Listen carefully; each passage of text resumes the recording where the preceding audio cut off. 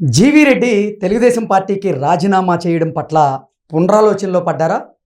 GV Reddy తన నిర్ణయం పట్ల యూటర్న్ తీసుకోబోతున్నారా అంటే అవుననే సమాధానం ఇస్తున్నారు కొంతమంది రాజకీయ విశ్లేషకులు. ఈ నేపథ్యంలోనే ఇదే అంశం మీద మనం విశ్లేషణ చేసుకునేటువంటి ప్రయత్నం చేద్దాం.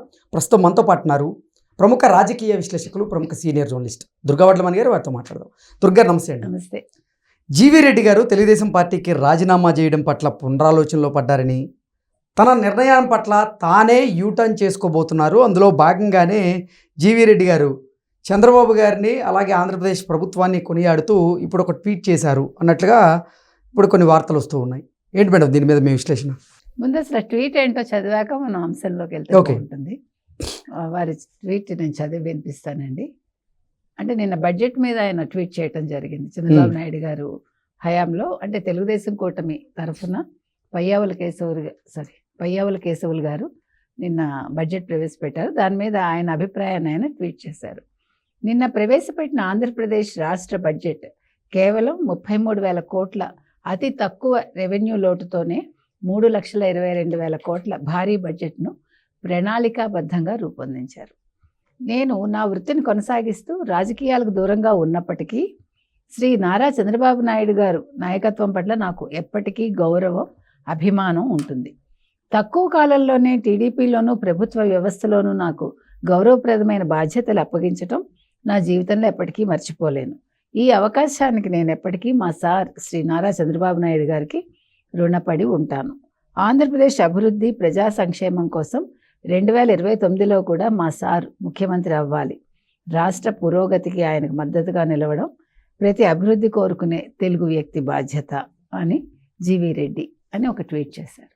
అంటే దీన్ని మీరు గమనిస్తే కనుక అయితే మీరు అన్నట్టుగా ఆయన తొందరపడ్డానని అనుకున్నారు, లేదు తిరిగి పార్టీలోకి రావాలని పునరాలోచనలో పడ్డారు అన్న సందేహం మనకు కలుగుతుంది. ఎందుకంటే జీవీ రెడ్డి గారు వెళ్ళిపోయాక చాలా మంది బాధపడ్డారు. ఎందుకు తొందరపడ్డం, మీరు కొంచెం సంయమనం పాటించి ఉండొచ్చు కదా, ఆయన చాలా పనుల్లో ఉన్నారు, బిజీగా ఉన్నారు చంద్రబాబు నాయుడు గారు. మీరు జీవీ రెడ్డి రాజీనామా పట్ల భిన్నాభిప్రాయాలు అయితే వ్యక్తమవుతూ ఉన్నాయి.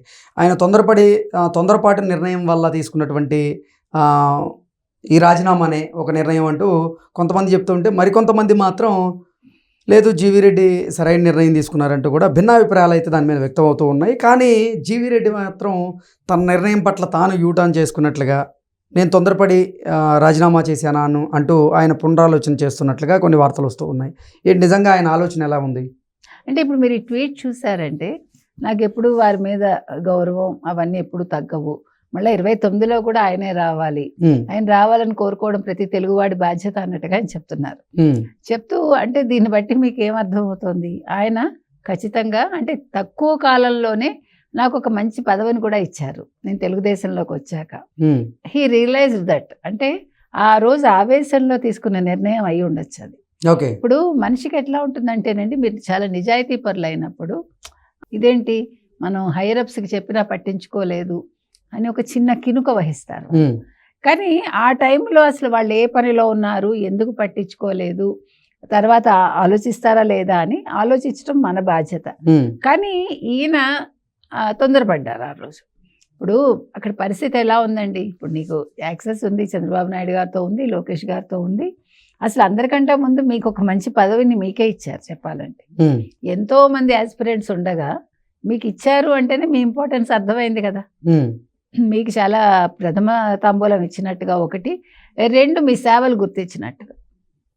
మరి అలాంటప్పుడు మీరు పునరాలోచనలో పడాలిగా. అసలు ఆ రోజు రెసిగ్నేషన్ ఇవ్వడం ఒక తప్పు అయితే, అంతకుముందు ప్రెస్ మీట్ పెట్టడం ఇంకో తప్పు. ప్రెస్ మీట్ పెట్టకుండా అదే అంశాలను ఆయన లోకేష్ దగ్గరికి వెళ్ళి, లోకేష్ గారు దిస్ ఈజ్ వాట్ హ్యాపెనింగ్, నేను అంటే బాధ్యత నాకు ఇచ్చారు కాబట్టి నేను మీకు తెలియజేస్తున్నాను, నా అభిప్రాయం ఇది అని చెప్పచ్చు. అంతేగాని నిర్ణయం తీసుకోమని మనం చెప్పక్కల. దిస్ ఈజ్ వాట్ హ్యాపెండ్, ఇది నా అభిప్రాయం, దీన్ని మీరు కొంచెం గమనించండి, చంద్రబాబు నాయుడు గారితో, ముఖ్యమంత్రి గారితో చెప్పండి అన్నా సరిపోయేది. ఎందుకంటే ఆయనకు ఆ యాక్సెస్ ఉంది కాబట్టి. మరి యాక్సెస్ని ఉపయోగించుకోకుండా, అంటే మీకు రాజకీయాల్లో ఎలా ఉంటుందంటేనండి, when you are in the government policies డిఫరెంట్గా ఉంటాయి. ఇది ప్రైవేట్ కాదు కదా. ప్రైవేట్ కాదు, వ్యక్తిగతం కాదు. ఇక్కడ ఏది మాట్లాడాలన్నా కొద్దిగా ఆలోచించి మాట్లాడాలి. ఏది చెయ్యాలన్నా కూడా కొంచెం ఆలోచించి చెయ్యాలి. ఎందుకంటే ఒక చిన్న పని కానీ, ఒక చిన్న మాట కానీ it will give different meanings ప్రజల్లోకి వెళ్ళినప్పుడు. అందుకని దాని రిఫ్లెక్షన్ ఎవరి మీద ఉంటుంది? ప్రభుత్వం మీద ఉంటుంది. అల్టిమేట్గా చంద్రబాబు నాయుడు గారు అంటే ముఖ్యమంత్రి మీద ఉంటుంది. అందుకని అంటే ఇప్పుడు వాళ్ళకి తెలియక కాదు, వాళ్ళు చేయలేక కాదు, but you have to give some time to them. అది అక్కడ చేయాల్సిన పని. ఎందుకంటే ప్రభుత్వం అన్నప్పుడు వాళ్ళకి 190 పనులు ఉంటాయి. ఇది ఇంపార్టెంట్ ఎవడు కాదని అండు, మనకి ఇది చాలా పెద్ద విషయం అని అనిపించవచ్చు. ఇంతకంటే పెద్ద విషయాలు అక్కడ నడుస్తూ ఉంటాయి. అది మనకు తెలియదు కదా. ఈచ్ అండ్ ఎవ్రీథింగ్ మనతోటి వాళ్ళు చర్చించరు, మనకు చెప్పరు. అది ప్రభుత్వం కాబట్టి మనం ఇప్పుడు మీరు చెప్పి ఒక నెల ఆగాక ఏది జరగలేదని అనుకుందాం. అప్పుడు మీరు మళ్ళీ ఇంకొకసారి you can remind to Lokesh. ఒక 6 నెలల పైకి జరగలేదు అనుకోండి, you would have taken a decision, final decision. Okay అబ్బా వీళ్ళు వినరు, ఇంకా నేను ఇంక ఈ పార్టీలో ఉండడం అనవసరం, నాకు రెస్పెక్ట్ లేదు అనుకుని మీరు రిజైన్ చేస్తే దానికి ఒక విలువ ఉంటుంది. అది లేకుండా మీరు ఒక ప్రెస్ మీట్ పెట్టేసి మిమ్మల్ని చంద్రబాబు నాయుడు గారు పిలిచి మాట్లాడితే మీరు దాన్ని ఏదో తప్పుగా తీసుకుని, ఆయన బాధ్యత అండి, ఒక ముఖ్యమంత్రిగా ఆయన చెప్పాల్సిన బాధ్యత ఆయనకు ఉంది. బికాజ్ మీరు ఒక్కళ్ళే కాదు కదా, ఇప్పుడు ఆయన మంత్రులతోటి అలాగే ఉంటారు, ఎంపీలతోటి అలాగే ఉంటారు, ఎమ్మెల్యేలతోటి అలాగే ఉంటారు. He has to be like that. ఆయన పాలసీ అది తెలుగుదేశం పాలసీ. మీరు తెలుగుదేశంలో ఉన్నప్పుడు తెలుగుదేశం పాలసీని మీరు అనుసరించాలి కదా. మీరు అందుకు కట్టుబడే మీరు ఒక ఏమనాలి పదవిని తీసుకున్నాక మనకి ఓపిక ఉండాలి, మనకి ఓర్పు ఉండాలి. లేదంటే మన ప్రభుత్వంలో పని చేయలేం. ఇప్పుడు ఐఏఎస్ అన్న వాళ్ళు ఎంత ఓర్పుతో ఉంటారో మీరు చూసారు. ఇప్పుడు ఒక ఐఏఎస్ ఎలా మాట్లాడతారండి? మీతో మాట్లాడతారు, వాళ్ళు మిమ్మల్ని ఇలా స్కాన్ చేసేస్తారు. అంటే మీ యాటిట్యూడ్ని. That is what IAS, that is what IPS. అందుకే వాళ్ళు ఆ పొజిషన్స్లో ఉన్నారు. వాళ్ళు ఎంత చక్కగా మాట్లాడతారు, ఎంత ఓపికగా మాట్లాడతారు. అలా మాట్లాడగలిగితేనే వాళ్ళు ఇంతమంది ముఖ్యమంత్రులతోటి, ఇంతమంది మంత్రులతోటి పనిచేయగలరు. They can't. అంటే జీవీ రెడ్డి గారు తెలుగుదేశం పార్టీ ప్రాథమిక సభ్యత్వానికి, అలాగే తెలుగుదేశం పార్టీ ఇచ్చినటువంటి పదవులకి, ఆంధ్రప్రదేశ్ ప్రభుత్వం ఇచ్చినటువంటి పదవులకి రాజీనామా చేసినటువంటి నేపథ్యంలో ఆ రాజీనామాను కూడా ఆంధ్రప్రదేశ్ ప్రభుత్వం అలాగే తెలుగుదేశం పార్టీ వెంటనే యాక్సెప్ట్ చేసేసింది. ఇప్పుడు మళ్ళీ జీవీ రెడ్డి తెలుగుదేశం పార్టీకి దగ్గరయ్యేందుకు ప్రయత్నం చేస్తున్నారా? తెలుగుదేశం పార్టీలో మళ్ళీ జీవీ రెడ్డి చేరబోతున్నారా? ఏం జరగబోతుందంటే ఏం చెప్తారు? ఇప్పుడు ఆయన ట్రై చేసుకోవచ్చు, తప్పలేదు. ఇమీడియట్ గా జరగకపోవచ్చు ఆయన రాక, చేరిక అనేది. ఎందుకంటే ఇప్పుడు ఆయన ఇంకా వేరే ఆప్షన్ లేదు. నేను రాజకీయాలకి దూరంగా ఉన్నప్పటికీ, నా వృత్తిలో నేను కొనసాగుతున్నప్పటికీ అంటూ ఆయన క్లారిటీ ఇచ్చేటువంటి ప్రయత్నం చేసినప్పటికీ మనసులో ఎక్కడో ఉంది ఆయనకి, నేను తొందరపడ్డాను, మళ్ళీ పార్టీలోకి వెళ్తే బాగుంటుంది. ఎందుకంటే ఈ పార్టీ మనుగడ ఇంకా చాలా ఉంది.